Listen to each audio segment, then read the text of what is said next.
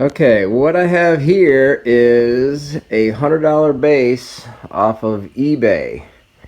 I needed a bass guitar so that when we do like an open jam thing, we've got a bass for somebody to play. Because my bass players, they're always coming and going, and sometimes it's nice to just have a backup instrument for the bass. That way, anybody can come sit in, do whatever, somebody shows up to play. That way I can offer people to play along without having to ask my friends to strange people to use their instruments. Okay, so let's see. I wasn't planning on doing an unboxing video, but I opened it up a little bit and it looked pretty nice right off the bat. So I thought, yeah, I'm gonna get out the camera. I haven't looked at it underneath.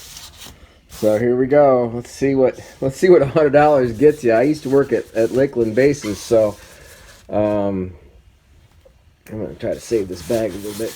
I used to work at Lakeland Bases, so I know the way a $1,700 bass looks. Let's see what this thing looks like. I really did not know what to expect, but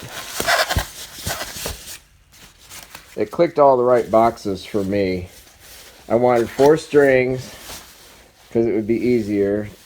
That way people, if they're not like super pro players or whatever, they can just bang along like me. It's hard to do with one hand. It looks so nice, I don't want to stop. No, I think I have to.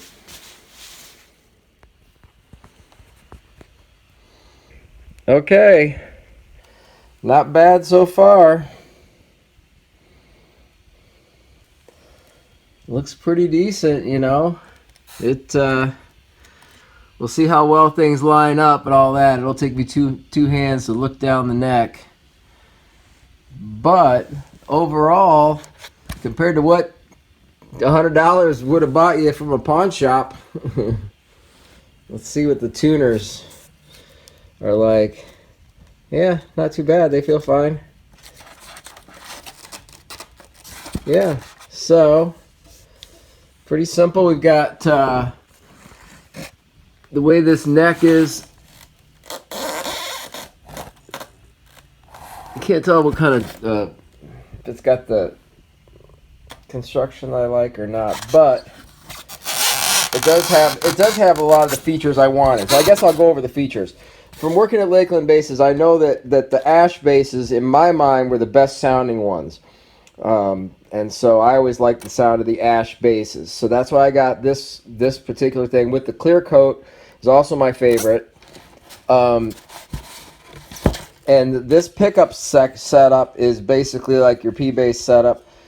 And the electronics are pretty basic, but I can always go hog wild with that someday down the road. This is the kind of bridge that we had at Lakeland. Very similar, almost exactly the same actually. So I know all about how to set those up. Don't know much about the neck other than it's got a dark fingerboard. I think it's rosewood, but let's see. This is where the rubber hits the road, boys and girls. Kind of hard to see. I'll have to use my real eyes for that, but anyway, I would say right off the bat, I mean, this is what I saw in the pictures, and this is I mean, this is nice, very nice. And, so at Washburn, I got a lot of instruments in from overseas because we were at the custom shop, and so we had to sometimes get instruments from overseas and make sure they were ready for shipping out and everything. And so I've got a fair amount of experience with what this price point looks like, and I can tell you right now, just without too much poking around, that it already looks pretty decent. So I'm gonna put the phone down, put my hands on it, see what it feels like.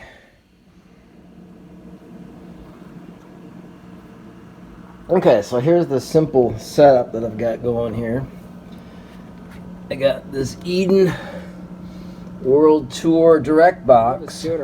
I wish I'd bought one of these a long time ago.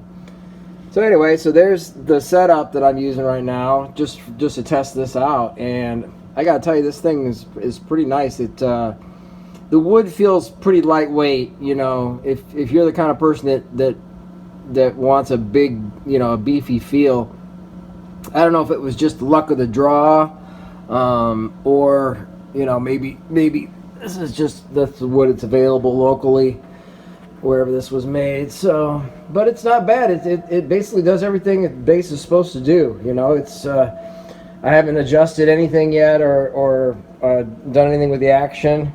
I haven't played a bass in a long time, so it's gonna take a little while to get my mind back to it. So yeah. So right now I've got it running through this stuff and through the Crest Audio down here on the bottom with 300 watts into this 410 kind of setup here with the 210 cabinets stacked together. So I'll play a few little things for you guys, but I think this is going to work out great. I mean, it's like, you know, little bit over 300 total for the whole setup. Obviously, I already had an amp, but if you were just going to like get into playing the bass with other bands, you know, you want to sit in or something, this is the kind of setup where if you're like a new bass player, you can keep this kind of in your trunk, and when somebody says, "Hey man, you want to get up and play a few songs?"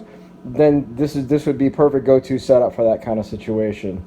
You know, I'm not a bass player, so you know the tones and things like that, I can't really.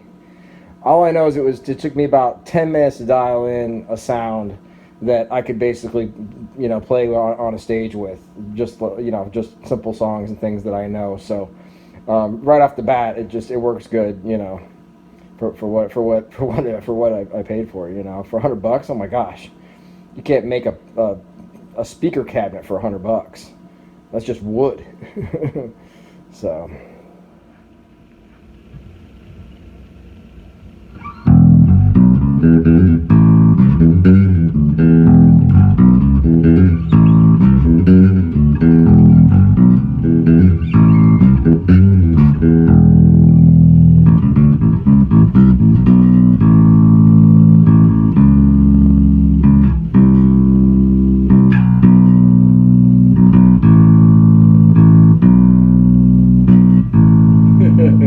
I can't remember how the rest goes on the bass. Having fun. Anyway, seems to do the job.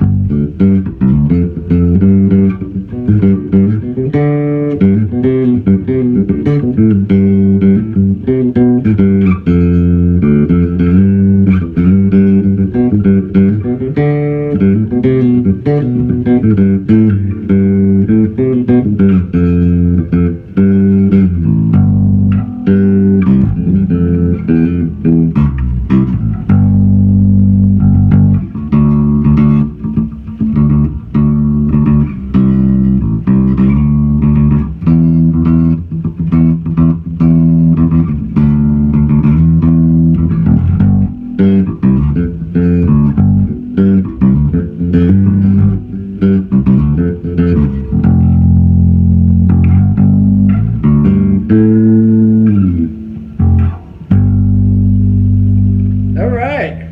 Yeah, it's job done.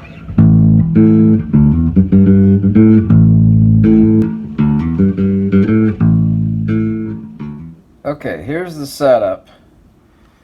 Got my Eden pedal here on the floor for the bass player. And one thing that's cool about this is it's got a button on it, and when you hit that button it mutes, so that if you want to plug in a different bass, it's just kind of like having a mute. So the cabinet's over here, pedals right here in front, but the amp is way over here. It's sharing off of my Crest 300 watts, and so this is 410s, and each one is hooked up. These are in series, so you got two 10s in series here, 210s in series there. You hook them up both together and you get 8 ohms, which is cool. So this is for the kick drum. This is the sub kicker. This is my guitar amp monitor for the drummer. And so that's running off of another amp over here. This my smaller Crest Audio. And the PA is over here. And so the way this works is, here's the keyboard player's speaker way over here. And so he has his own monitor basically, which is mostly him. The bass player obviously is mostly the bass, or only the bass pretty much. The guitar is obviously only me, and that's coming off of another amp in here. But the cool thing about this is I only had to plug one plug in for this whole gig, because I just came off my power conditioner here, my guitar amp, the computer, my effects rack, the Fender Twin, everything, all these amps down here, all this stuff just ran off of one outlet over here in the corner, which is nice. The only thing that had to run on this side for power was the DVD player for the screen to have stuff on. But this worked just so nice. It was so easy from a technical standpoint, because all of the speakers on the stage are controlled right there on the mixer with my auxiliary sends. So I had a send for this, I had a send for this, I had a send for this, and then of course the speakers you can't see are up here on either side for the vocals, and so I just had them in a cross shoot pattern. This is the owner's drums there. Obviously when our drummer showed up, we moved those off the stage, but I could have easily mic'd those drums. He wasn't interested, and so I didn't do it. But I could have very easily mic'd those in, and I could have put him over here on this side so that it could come through without feeding back. There's just so much you can do with a situation. I could have added the congas and bongos. I could have added a little bit of bass into this bass cabinet here to fill up the sound. Here's another thing that I did that was interesting. This is a measurement mic inside of a golf head cover, and what I did that for was to pick up the hi-hat, so that when the drummer is playing something real soft, that hi-hat will still come through the PA speakers a little bit. So this was really great. I had a lot of control. In fact, I hardly even had to do much EQing at all, because everything was just so easy to sort out. You know, the EQ's right here on the floor for the bass. You know, once you get that set, then you got your whole channel here. Compression on everything with these PreSonus mixers. This was one of the easiest gigs I've ever played sonically, and we made a lot of money in tips. The customers said it was great because they could talk, and I felt like it was loud to me, but everybody said that they could talk over it, which means it must have been clear without any distortion. So, thumbs up.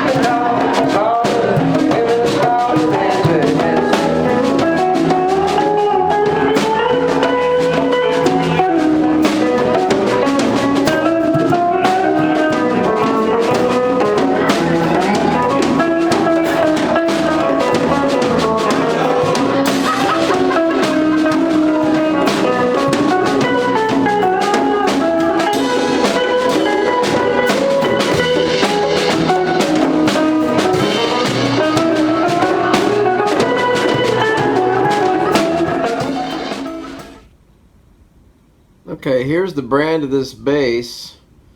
Glarry 4-string electric bass, rosewood fingerboard. But yeah, it's for the price. It was a lot of features that really worked well, and we played a gig with it last week, and sounds great, and it plays pretty decently. My bass player didn't complain at all about the bass itself. He thought it worked real well.